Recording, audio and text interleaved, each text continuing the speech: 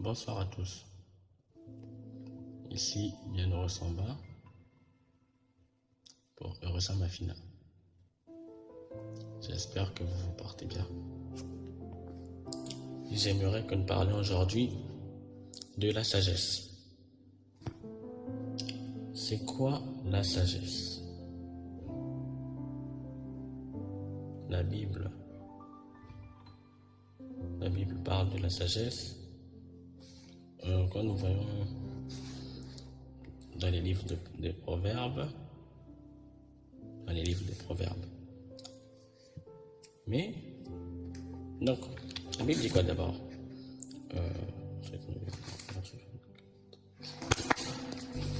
Rapidement, j'aimerais que nous puissions lire ensemble. On va commencer dans Proverbes 4, peut-être 4. Bon, écoutez. Ici on dit, dans Proverbes chapitre 4, écoutez mes fils, l'instruction d'un père, et soyez attentifs pour connaître l'intelligence. Alors je vous transmets un bon savoir. Dans d'autres versions dit, écoutez mes fils, l'instruction d'un père, et soyez attentifs pour connaître la sagesse. Donc, la sagesse, dans cette version, on dit l'intelligence. Donc, on peut mettre en parenthèse que la sagesse, c'est l'intelligence. Très bien déjà. Maintenant, quelque part, on dit que la sagesse,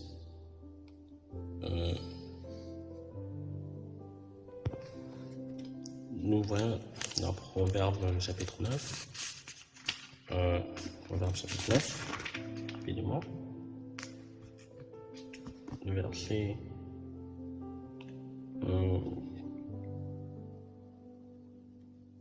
5.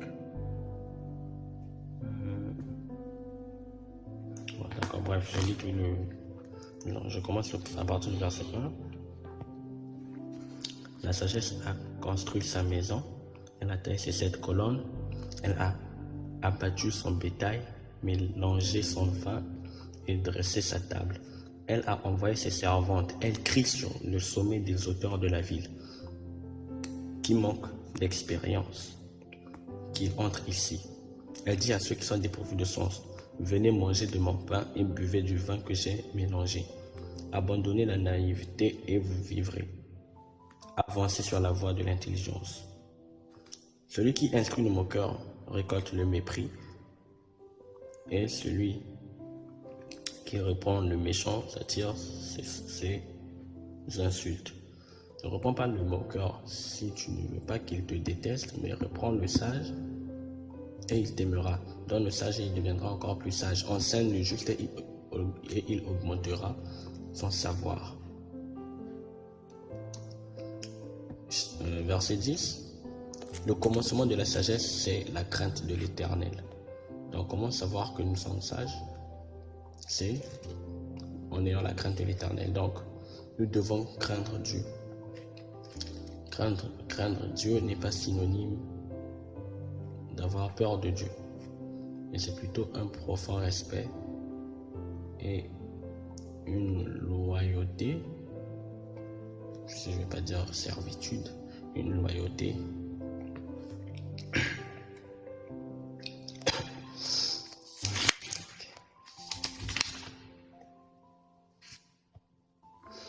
Et un message choquant pour la plupart des personnes. Rejoignons rapidement le verset 14. Donc on peut prendre 13, à partir du verset 13 du livre de Proverbes, le chapitre 3. Donc Proverbe 3, 13. Heureux l'homme qui a trouvé la sagesse et l'homme qui possède l'intelligence. En effet, le bénéfice qu'elle procure est préférable à celui de l'argent. Et le profit qu'on en tire vaut mieux que l'or. Donc, vous qui cherchez l'argent sans avoir la sagesse, sachez que vous n'irez nulle part, vous n'irez pas loin. Mais parce que la sagesse est préférable à l'argent et l'intelligence. Donc, les bénéfices que l'on tire est plus que l'or, en fait, plus que l'or. Donc, le diable essaie de vous embrouiller par-ci par-là, qu'il n'y a rien de plus grand que l'or ou plus rien de grand que l'argent. Certains d'entre vous deviennent cupides. En réalité, ça ne sert à rien de se battre pour ces choses-là. Parce que je veux rappeler à G2:8 que l'argent est à moi, l'or est à moi. Donc l'or et l'argent appartiennent à Dieu.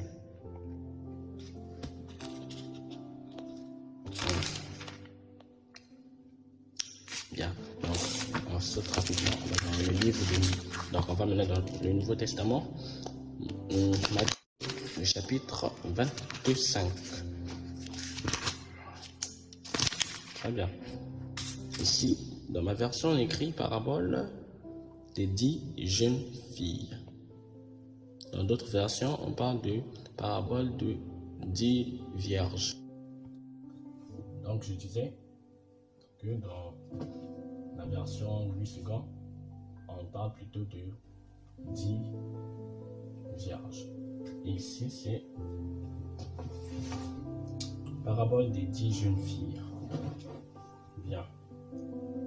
Alors le royaume des cieux, je lis, donc nous sommes dans Matthieu 25. Alors le royaume des cieux ressemblera à 10 jeunes filles qui ont pris leur lampe pour aller à la rencontre du marié. Verset 2. 5 d'entre elles étaient folles et 5 étaient sages. C'est chaud. 5 d'entre elles étaient folles et 5 d'entre elles étaient sages. Celles qui étaient folles ne prirent pas d'huile avec elles en emportant leur lampe, tandis que les sages prirent avec leur lampe. Donc les sages prirent leur huile avec leur lampe, de l'huile et dans des vases. Comme le marié tardait, toutes s'assoupirent et s'endormirent. Au milieu de la nuit, on cria: voici le marié, voici l'époux, voici le marié. Allez à sa rencontre. Verset 7. Alors toutes ces jeunes filles se réveillèrent et préparèrent leurs lampes. Les folles dirent aux sages: donnez-nous de votre huile, car nos lampes s'éteignent. Les sages répondirent: non, il n'y en aurait pas assez pour nous et pour vous.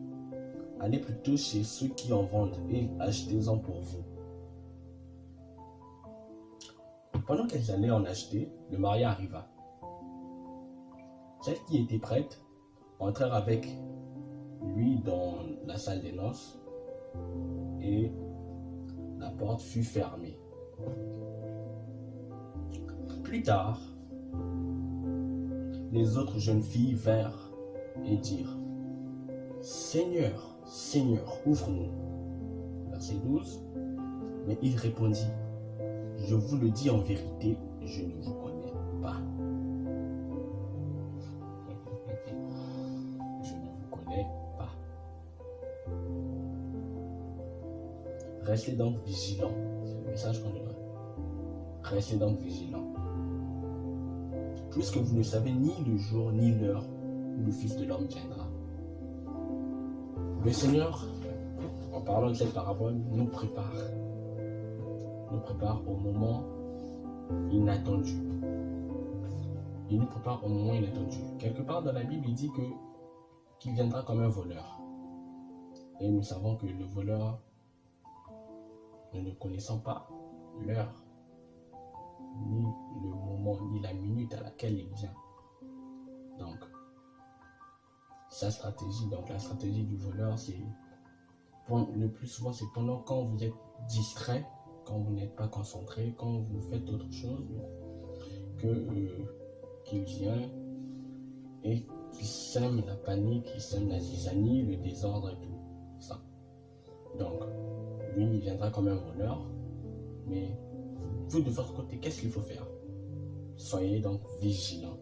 Comme il est dit ici, soyez vigilants. Parce que personne ne connaît ni le jour ni l'heure. Et en même temps, il n'est pas juste question de vigilance, mais on peut bien être vigilant, mais si on est pas sage, ça ne servira à rien. La sagesse nous permet de développer notre intelligence.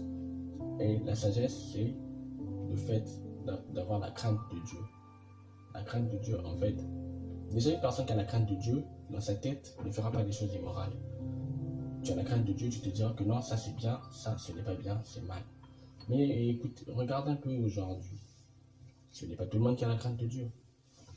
Les gens ont beaucoup plus peur de Dieu que plutôt la crainte de Dieu. Je m'exprime. Il y a de ces gens qui... comment dire?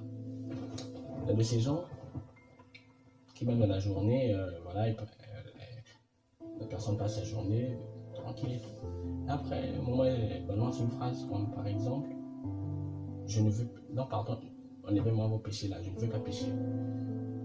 En fait, vous voyez un peu, les gens se disent que, en fait, c'est parce que la relation... En fait, il s'agit de la relation avec Dieu. Mais les gens, en fait, le font beaucoup plus parce qu'ils ont peur de Dieu, dans le sens que, ah non, je ne veux pas pécher, tout ça. Évidemment que nous avons la nature pécheresse, évidemment, je ne dis pas que c'est normal de pécher, évidemment que nous sommes pécheurs et que nous sommes rachetés par le Christ.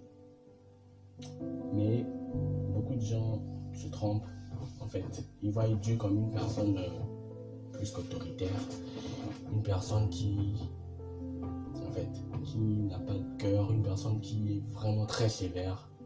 Mais Dieu, il est doux et compatissant, lent à la colère, riche en bonté. Et oui, mais beaucoup de gens prennent ça très mal. Beaucoup de gens, profitent de la situation du fait qu'ils sont lents à la colère, riche en bonté. Beaucoup blaguent avec cela, ils se disent que de toutes les façons, si je pêche, de toutes les façons, si je pêche, il va me pardonner. Si je fais ceci, il va me pardonner. Mais rappelez-vous que le livre de Romains 6, 23 dit « Car le salaire du péché, c'est la mort. » Je m'arrête là parce que par rapport à cet argument, « Car le salaire du péché, c'est la mort. » Et je prends en même temps aussi Romains 3, 23 « Tous ont péché et sont en réalité privés de la gloire de Dieu. » Mais sont rachetés par le moyen de Christ qui est la rédemption. Mais regardez un peu. Une personne qui de base n'a pas compris ce que c'est vivre en Jésus. Pensez-vous que cette personne va se comporter comme une personne normale? Impossible. Non, c'est impossible. C'est vraiment impossible. Genre, quand je dis impossible, c'est une personne qui n'est pas ancrée dans le Seigneur. C'est comme dire que une personne qui est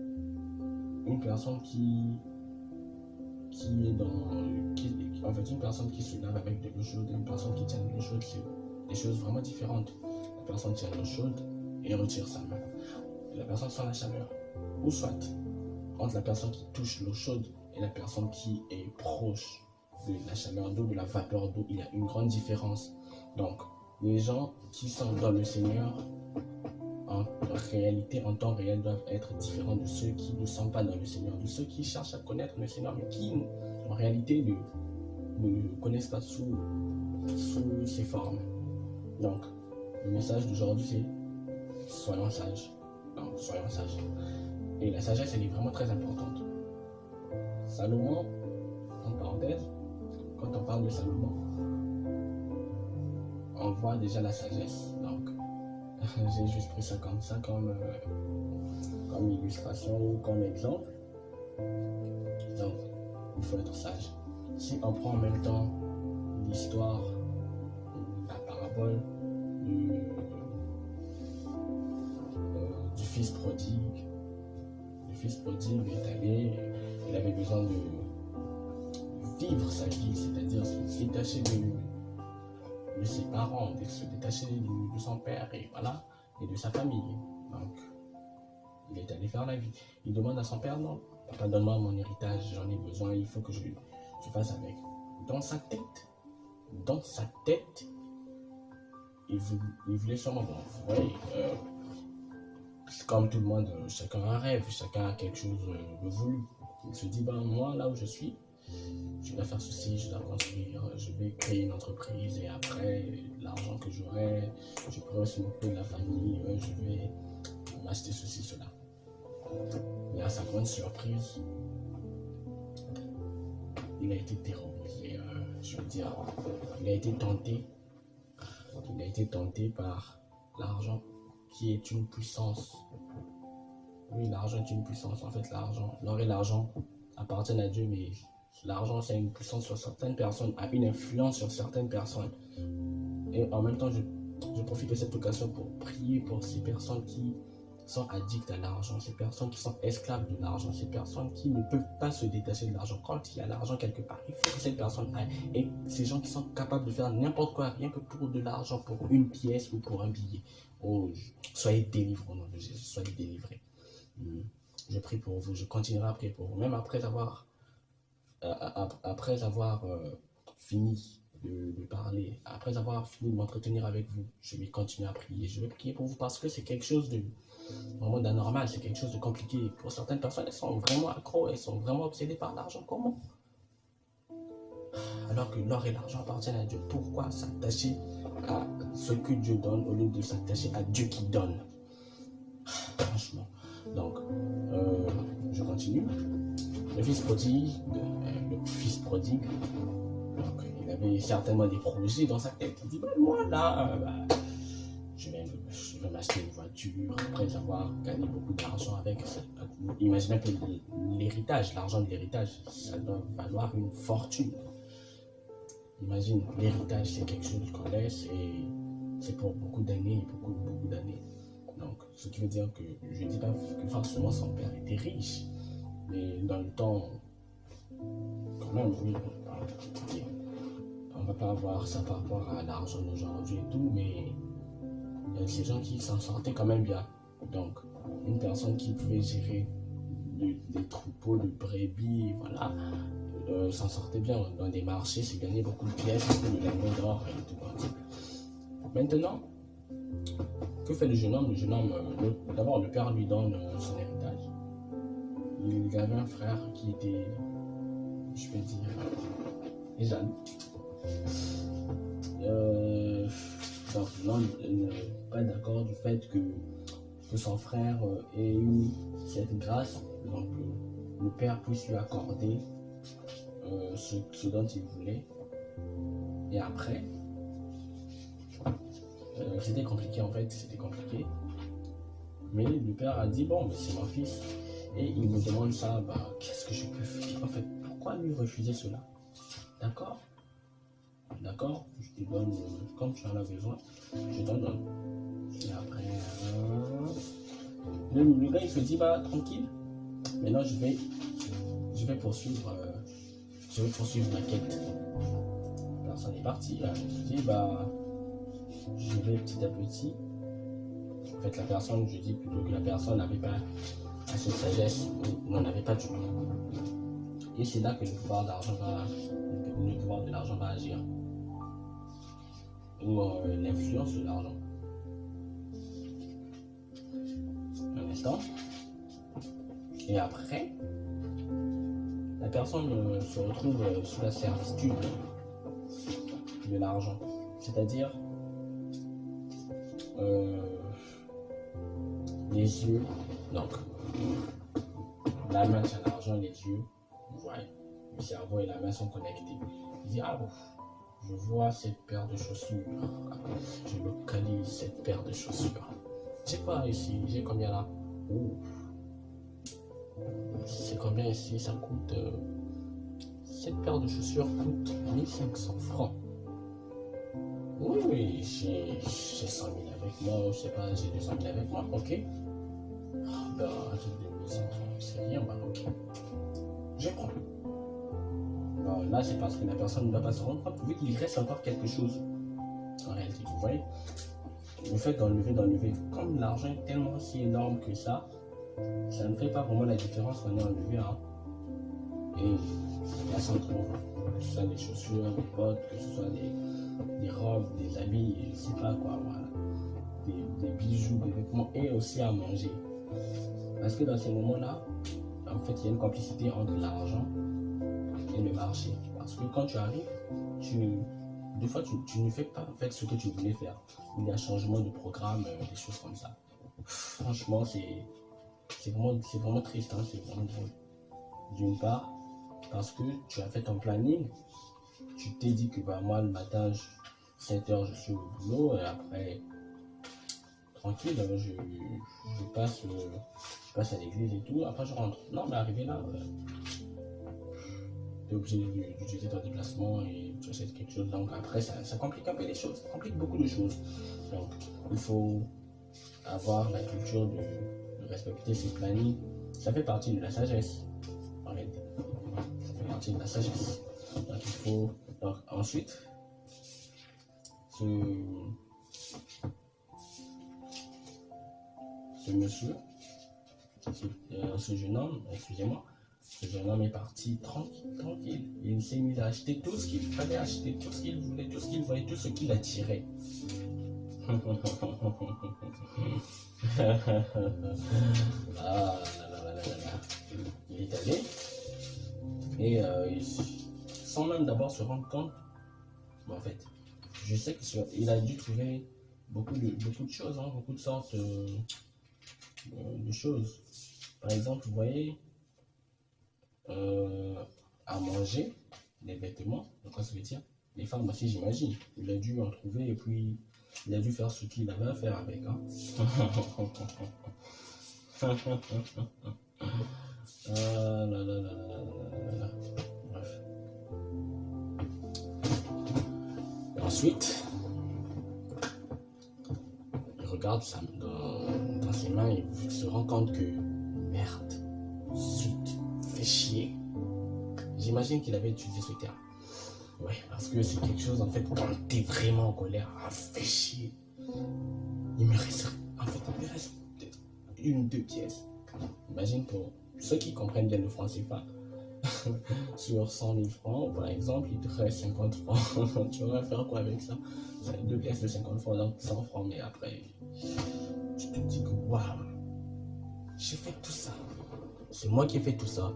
C'est vraiment moi qui ai fait tout ça. C'est vraiment moi qui ai fait tout ça. Waouh. Non. C'est incroyable. Waouh. C'est moi vraiment qui ai fait ça. J'ai fait combien de mois avec cet argent?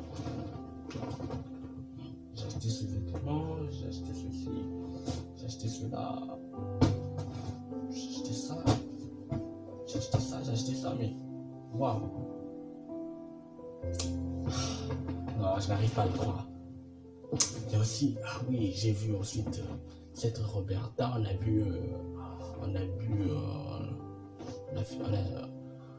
a drink ensemble, quoi. On a pris du vin, et puis il y a eu Sephora qui est venu, on a bu du champagne.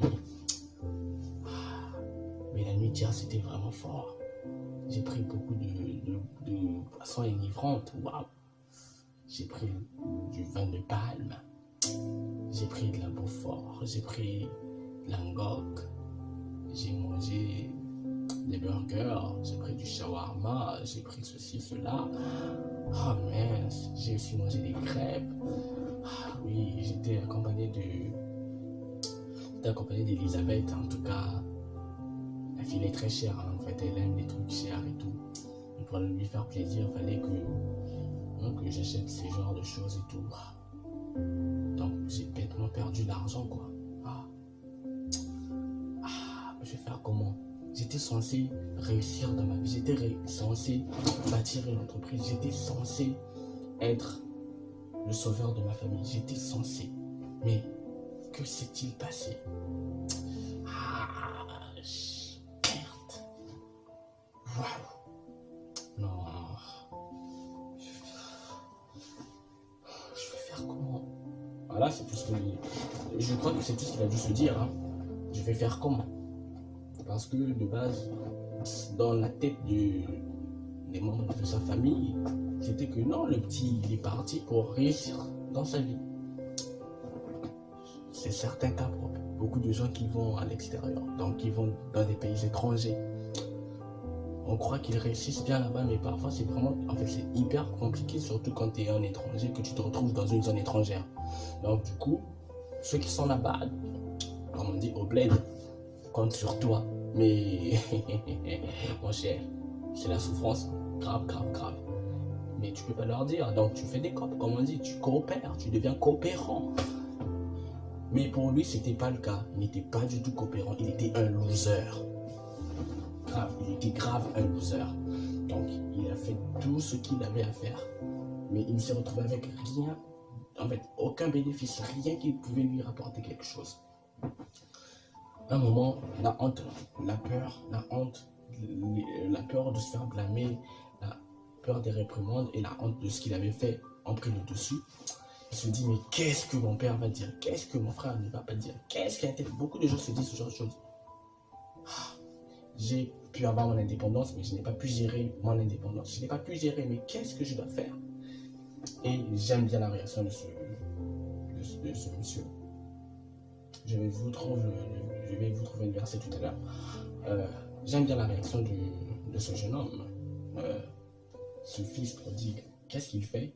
Il dit, comme on dit, comme les gens disent en lingala, oekoya eya. Donc, advienne que pourra. Pas advienne que pourra. Advienne que pourra, voilà. Donc, il se dit que je rentre seulement. Je sais pas ce que papa va me dire. Je sais qu'il va me blâmer, en tout cas, il va sûrement avoir une langue pendue. Le monsieur là, ma maman là, mon tour, des problèmes encore. Donc il s'est dit, si je parle, il y a certainement d'autres problèmes qui vont se rajouter, et voilà. Mais attendez, j'aime bien sa réaction parce que malgré tout ce qui devait arriver, il s'est dit non, je repars à la maison, je vais auprès de mon père, lui expliquer la situation pour qu'il décide du reste. Il était vraiment tout triste, tout fondu et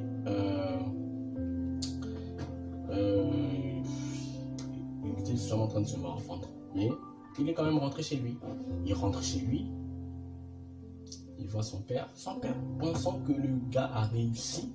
Mon petit-fils, ou mon fils à moi, mon fils chéri, mon enfant. Comment vas-tu? Oh, tu reviens des États-Unis, c'était comment là-bas? Bref, il arrive, il fait le compte rendu, il fait le rapport.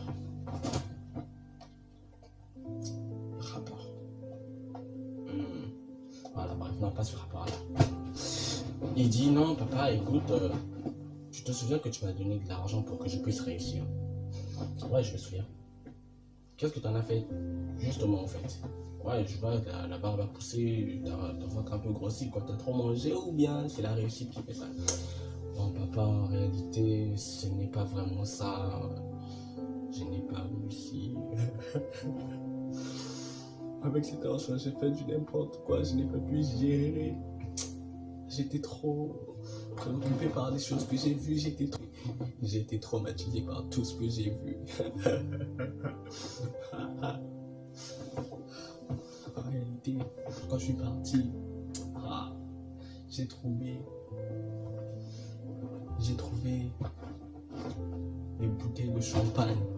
Quand je suis arrivé, j'ai trouvé des damjans de whisky, de vin rouge, j'ai trouvé le vin de palme, j'ai trouvé de la coque, j'ai trouvé des gâteaux, j'ai trouvé des burgers, en tout cas il y avait beaucoup de pâtisseries que j'ai fait.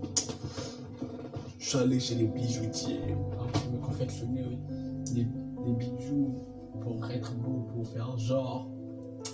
J'ai voulu être à la mode, j'ai acheté des habits, j'ai pris des Air Max, en tout cas de nouvelles paires, en tout cas, tu vois papa, j'ai gâché ma vie, j'ai trouvé Elisabeth qui était là, il y avait Julia, il y avait Ah, Seigneur. Ah, papa, si tu savais ce que j'ai vécu.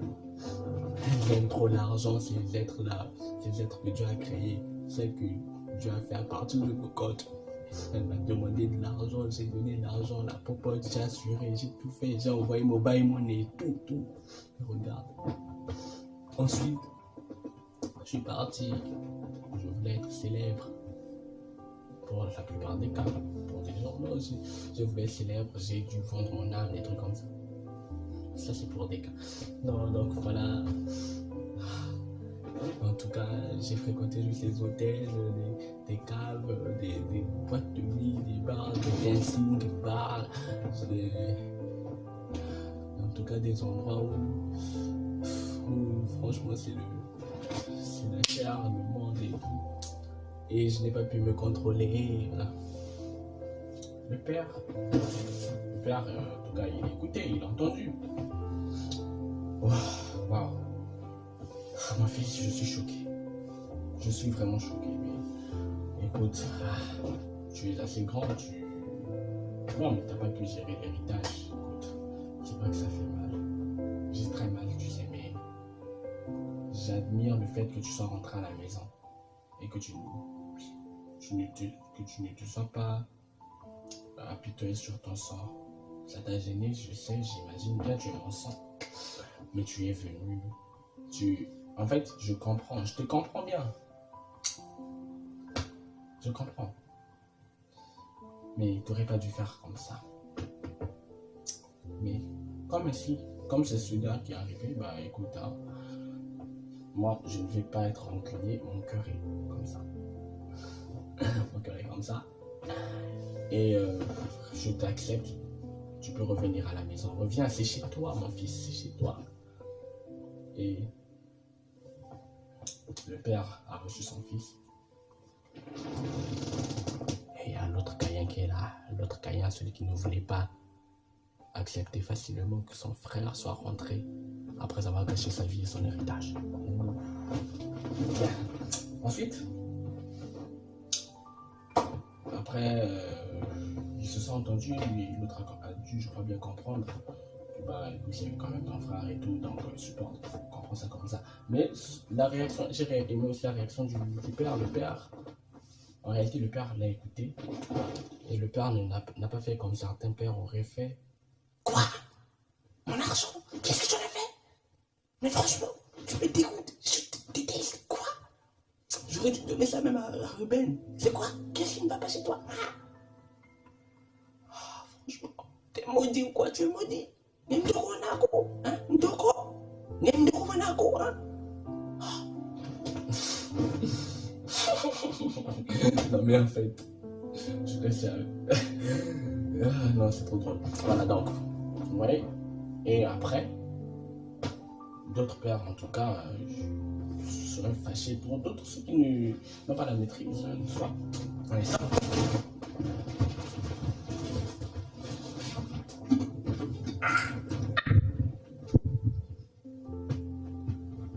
Pour abattre son fils. Tout simplement parce qu'il n'a pas bien géré l'argent. Waouh.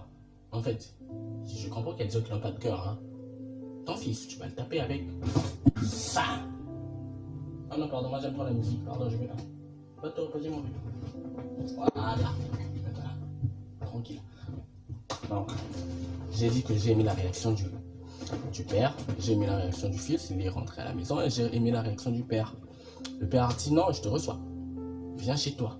Viens dans ta maison. Reviens. C'est chez toi. Viens, tu as le droit de revenir. Quel bon message. En fait, le père a montré il montre quelque chose. Il ne faut pas être rancunier. Il ne faut pas être rancunier. Il enseigne en fait quelque chose de spécial, un message nouveau. Il faut accepter, il faut pardonner. Il faut pardonner. La sagesse, c'est aussi pardonner en fait. Si vous mettez en vous un cœur de rancune, vous finirez mal, très mal, parce que ça s'accumule et ça crée d'autres problèmes, d'autres dommages et encore d'autres problèmes. Et pour rembourser cela ou encore pour se rattraper, c'est compliqué. Quand vous avez déjà un cœur dur comme ça, demandez au Saint-Esprit de vous transformer, de casser ce cœur de pierre et de mettre ensuite, de remplacer cela par un cœur de chair. Vous voyez, le père a reçu son fils et le fils était très content parce que, et l'autre message que le père donne dans cette parabole, c'est que l'argent n'est rien face à la famille. La famille, beaucoup de gens mettent l'argent avant la famille. C'est vrai que pour des affaires, quand on dit les affaires, ce sont des affaires, c'est vrai que ça c'est une loi en affaires. Mais il n'y a pas de plus grande loi, il n'y a pas quelque chose qui dépasse la famille. Moi je trouve bien. Il n'y a pas quelque chose qui dépasse l'union. Quand on dit l'union fait la force, c'est pas l'argent qui fait la force, c'est l'union qui fait la force. Et étant unis, on peut gagner l'argent. Mais ayant l'argent, peut-on gagner l'union? Peut-on gagner cette famille? Une famille, comment dire, peut-on gagner quelqu'un avec de l'argent? Même si aujourd'hui on peut tout acheter, en parenthèse. Mais non, l'argent ne peut pas acheter ce qu'on ressent. L'argent ne peut pas acheter l'amour. L'argent ne peut pas acheter la foi. L'argent ne peut pas acheter la force. L'argent ne peut pas acheter l'intelligence. L'argent ne peut pas aussi acheter la sagesse. L'argent ne peut pas acheter ces choses-là. L'argent ne peut pas acheter le Saint-Esprit. L'argent ne peut pas te faire recevoir Jésus-Christ. En fait, d'une manière générale, l'argent ne peut pas te faire venir Jésus comme ça. L'argent ne peut pas t'emmener au ciel. L'argent jamais ne t'emmènera au ciel. Jamais. C'est quelque chose qui appartient à Dieu. Et je crois bien que le père de ce monsieur le savait. Qu'il a gâché sa vie. En fait, il était trop déboussolé. Si je peux dire trop déboussolé. Il était trop traumatisé par l'argent. Mais en fin de compte, c'est mon fils. Si je ne l'accepte pas, qui d'autre vais-je accepter? Et puis c'est juste de l'argent. Et le père, je crois bien qu'il était plus content. Je veux dire, il était plus content de recevoir son fils que de recevoir de l'argent. Parce qu'il se dit que si j'avais perdu mon fils, comment le sentirais-je? Et le père aussi était très triste parce qu'il n'avait pas de nouvelles de son fils. Mais le fait de l'avoir retrouvé, il était vraiment joyeux, que même tout ce qu'il pouvait faire, même si tout ce qu'il pouvait dire étant une mauvaise nouvelle, le père allait banaliser cela, il n'allait pas gérer cela parce qu'il se dirait que non, écoute mon fils, ça s'est passé, on n'est pas là-bas, tu es à la maison, c'est l'essentiel. Préparons-lui un grand festin, c'est la partie que j'aime. Wow. On va faire un festin, on va manger, agapé, tranquille, on va louer le Seigneur, on va danser, on va vraiment s'amuser. Wow. Donc, l'or et l'argent appartiennent à Dieu. Et le message, comme on l'avait dit dans ce que nous avons lu précédemment, soyez vigilants. Soyez vigilants, s'il vous plaît. Soyons vigilants. Soyons sages. Avec le rythme actuel, j'ai peur. J'ai peur de ce monde-là. Avec le rythme actuel, tout ce que nous voyons là, ce n'est vraiment plus le monde. Hein. Le monde n'est plus vraiment le monde. Le monde, c'est l'enfer. Ouais. Le monde, c'est un lieu de combat. Pas un lieu de combat, mais c'est un front de guerre. Et seuls ceux qui sont en Christ peuvent survivre. Le Seigneur d'ailleurs nous dit, quand je reviendrai, trouverai-je la foi? Trouverai-je la foi? Trouverai-je la foi? Waouh. En tout cas, c'est un défi. Moi, je prends ça comme un défi. Il faut qu'il trouve la foi. Il faut qu'il trouve la foi. Parce que beaucoup ont laissé le Seigneur. Beaucoup sont partis. C'est peut-être les anciennes générations, ceux qui sont venus avant nous, qui avaient vraiment la foi. Mais là, actuellement, tu préfères accepter, en fait, tu préfères que quelqu'un te donne l'argent, alors que si on te dit que demande à celui qui peut tout, tu le refuseras. c'est la phrase préférée de Salomon, en tout cas. Oui. En tout cas, l'argent a détruit beaucoup de gens. Ouf, quel rime. L'argent a détruit beaucoup de gens. Bref, donc, franchement, je vous demande avec un cœur meurtri de ne pas considérer les choses de ce monde comme étant primordiales. Cherchez premièrement le royaume et la justice de Dieu, et toutes ces choses vous seront données par-dessus. Matthieu 6, 33. Allez-y lire. Franchement, je ne suis pas... En fait, c'est vrai que j'ai parlé avec des mimiques, comme le dit Adassa. J'ai parlé avec des mimes. J'ai fait peut-être la comédie, en fait, pour bien faire passer le message. Mais sachez que je suis très en colère. Très en colère. Je ne garde pas rancune contre vous. Non, je suis très en colère, très fâché. Pourquoi? Parce que je suis très triste aussi. Très triste parce que une personne à qui on vient apporter la solution, la personne dit je n'en ai pas besoin. Mais vous n'imaginez pas que nous aussi ce que ça nous fait quand nous revenons de loin pour vous apporter l'évangile. Ce n'est pas quelque chose de facile. Imaginez certaines choses que nous vivons, mais je ne peux pas tout vous dire aussi. Mais nous venons sans vous dire ce que nous vivons. Et vous réagissez de cette manière. Pour la plupart des cas, il y a ces évangélistes qui ont envie de dire t'es possédé frère, t'es possédé sœur, t'es possédé. T'es possédé. Est-ce que tu sais, t'es possédé? T'es possédé.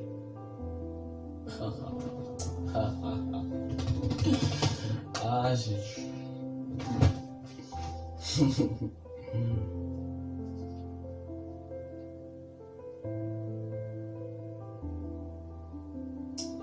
Je fais une petite prière.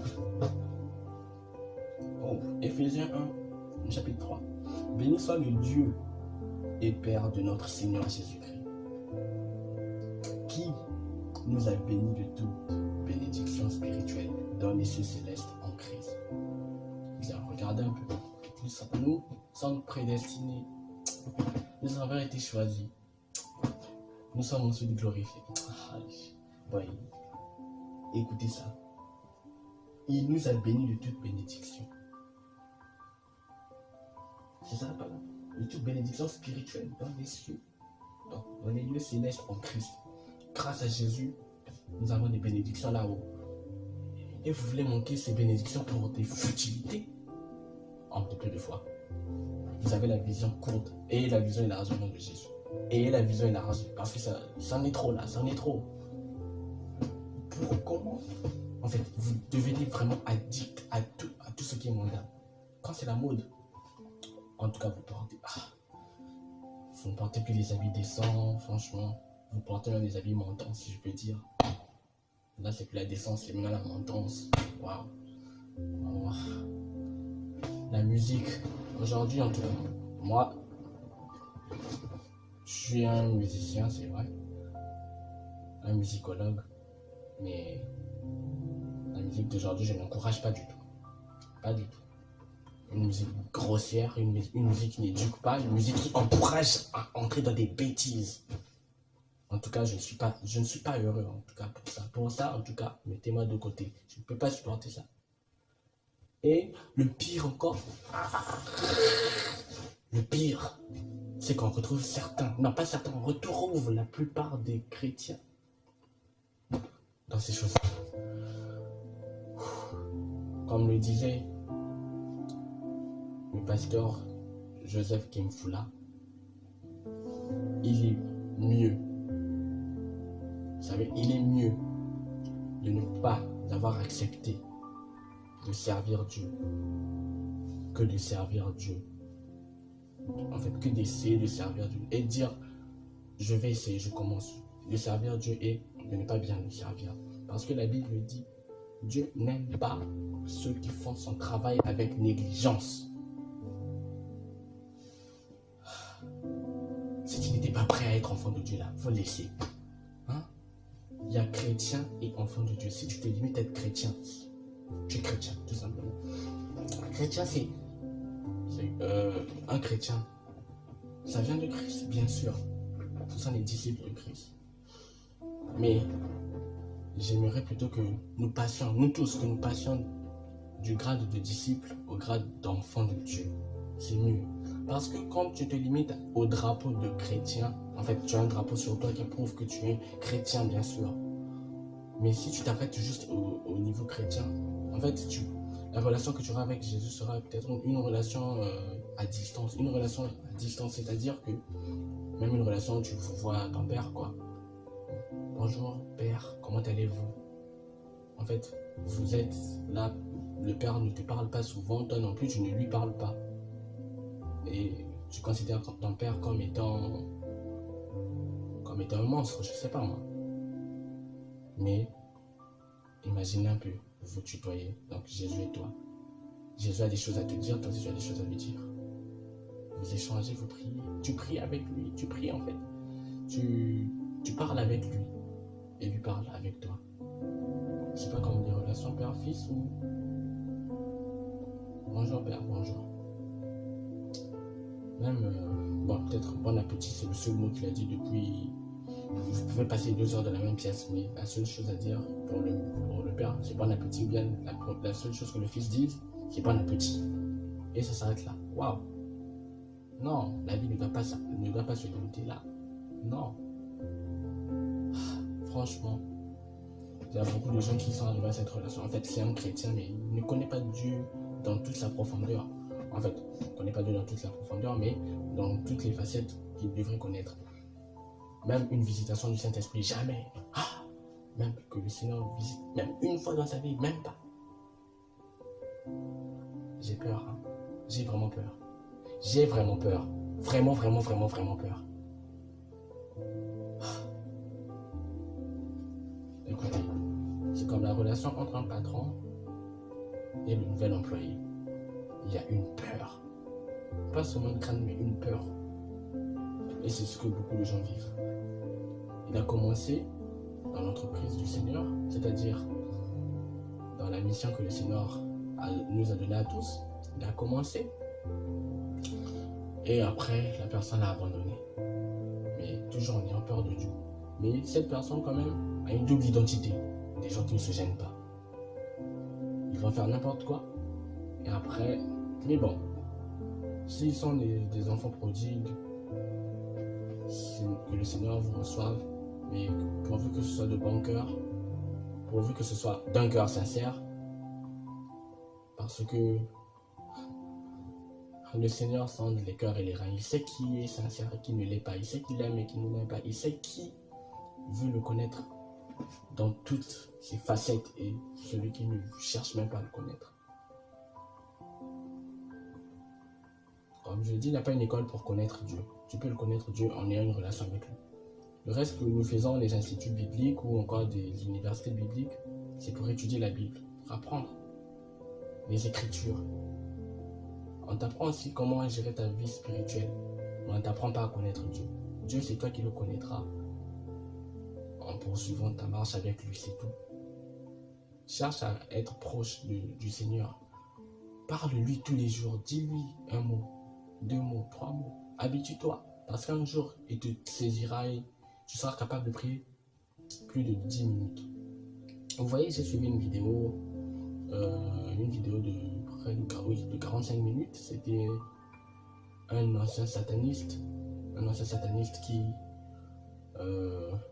qui s'est converti et là où il est évangéliste. Il a évoqué certains points qui m'ont choqué. Et il dit qu'il y avait une sœur, lui il avait l'habitude de terroriser le monde, il terrorisait les gens, mais il y avait une sœur, il n'avait pas pu terroriser. Il a essayé, je vous fais juste le topo. Mais le diable, lui, il causait avec le diable comme ça. C'était un niveau que beaucoup n'avaient pas atteint, mais lui, il causait avec le diable comme ça. Il allait à tous les rituels et il allait souvent à des sectes, une secte satanique, voilà. Mais quand il s'agissait de cette sœur-là, même Satan venait dire, n'essaie plus, ne va pas, parce que Jésus, son Dieu ne lui laisse pas seul. Il dit, je vais quand même essayer. Et Satan vient encore et dit, son Dieu ne lui laisse pas seul, donc laisse tomber. Et lui, il se disait, mais moi je suis un sorcier, il faut vraiment que je reste. Si je ne le tue pas, qu'est-ce que les gens diront? Ils diront que je n'ai plus de pouvoir. il a encore essayé, ça n'a pas tenu. Satan dit encore, son Dieu ne lui laisse pas seul. Donc, elle est vraiment sur ses gardes. Et après, cet évangéliste dit qu'il faut avoir une relation avec Dieu. Un jour, il y avait donc il dit qu'un jour, il y avait un groupe de musique qui est venu chanter, un groupe de musique chrétienne qui est venu chanter dans son quartier, là où il vivait. Et lui, ça l'a énervé, il s'est fâché grave, il s'est fâché, il dit quoi? Tu viens faire ça dans mon quartier? D'accord, je verrai. Il sort avec ses affaires, je sais pas, c'est voulu, je sais pas tout ce qu'il faisait là. Il sort et il invoque un esprit, il fait des trucs. Mais il y avait des flammes qui l'entouraient. Ce qui veut dire qu'il était incapable de lui faire du mal, quoi. Toutes ces attaques, tout ce qu'il faisait ne traversait même pas le feu. Au contraire, il ressentait cette chaleur. Une fois que cette personne était bien protégée, dit, cette fois-ci tu as gagné, mais je verrai bien. Donc, il faut avoir une relation solide avec Dieu. Et c'est là que je comprends que quand tu as une relation solide avec Dieu, là même Satan va dire à ceux qui veulent t'attaquer, écoute, son Dieu ne lui laisse pas seul. Donc, va voir ailleurs. Lui là, il est vraiment protégé. Il a vraiment une relation avec Dieu, une relation particulière. Et la relation particulière, c'est dans cette relation particulière, on peut avoir la sagesse. Parce qu'on parle avec Dieu, on voit ce qui est bien et on voit ce qui est mal. Donc, il faut avoir une bonne relation avec Dieu. Donc, je continue, j'insiste, soyez sages, recherchez premièrement le ciel, l'argent et l'or sont à Dieu. Donc, si vous voulez demander lui ces choses en priant et croyez que vous l'avez reçu, vous le verrez s'accomplir. Donc, de grâce, s'il vous plaît, ne soyez pas obsédés. Ne soyez pas obsédés par quelque chose de la terre, parce que toutes ces choses passeront, mais la parole de Dieu demeure éternellement. Donc, je m'arrête par là. Que Dieu vous bénisse. Donc, je vais prier. Seigneur, je te prie pour ces personnes qui me regardent. Au nom de Jésus, tout ce qui est éphémère, tout ce qui n'a pas de sens dans leur vie, aujourd'hui, maintenant, que ces choses-là qui les délaissent, qu'ils laissent cela, Seigneur Jésus-Christ. Ta parole dit, Seigneur Jésus, ô Père, ô Dieu Tout-Puissant, ta parole dit, dans le livre de 2 Chroniques, 7-14, que si mon peuple, sur qui est invoqué mon nom, sur les prie, cherche ma face, et s'il se détourne de ses mauvaises voies, je l'exaucerai des cieux, je pardonnerai son péché, je guérirai son pays. Seigneur, nous cherchons ta face, nous voulons te trouver. Ta parole dit également que celui qui cache ses transgressions ne prospère pas, mais celui qui les avoue et les délaisse obtient miséricorde. Maintenant, que tout ce qui t'obsédait au nom de Jésus te quitte. Si c'était des nœuds, si c'était des chaînes qui t'empêchaient d'accéder à Dieu, à accéder à la vérité, parce que le chemin, la vérité et la vie. Donc, dit ce qui a été dit dans Jean 14, verset 5. Je prie au nom de Jésus que tu voies la vérité. Je prie que tout ce qui t'obsédait te quitte, que la sagesse soit ton ami, que le Saint-Esprit soit ta personne et que tu vives Jésus dans ta vie, que tu vives Jésus, que tu vives Jésus dans ta vie. Oui, toi, que tu vives Jésus dans ta vie. Tes problèmes là vont voir Jésus. Ta maladie là va voir Jésus. Ton mariage va voir Jésus. Tes affaires vont voir Jésus. Ta santé va voir Jésus. Vois Jésus maintenant. Que Jésus te visite là maintenant. Laisse tout ce qui ne t'emmène pas à la sagesse, tout ce qui t'emmène vers le monde, tout ce qui ne te fait gagner en rien. Laisse ça maintenant. Laisse ça. Maintenant, je prie que ta relation avec Dieu soit renforcée au nom de Jésus. Soyez bénis. Soyez bénis. Je prie, oh Jésus, de guider tout un chacun de nous. Tu es merveilleux, Seigneur. Béni sois-tu, Père. Oh Jésus, béni sois-tu.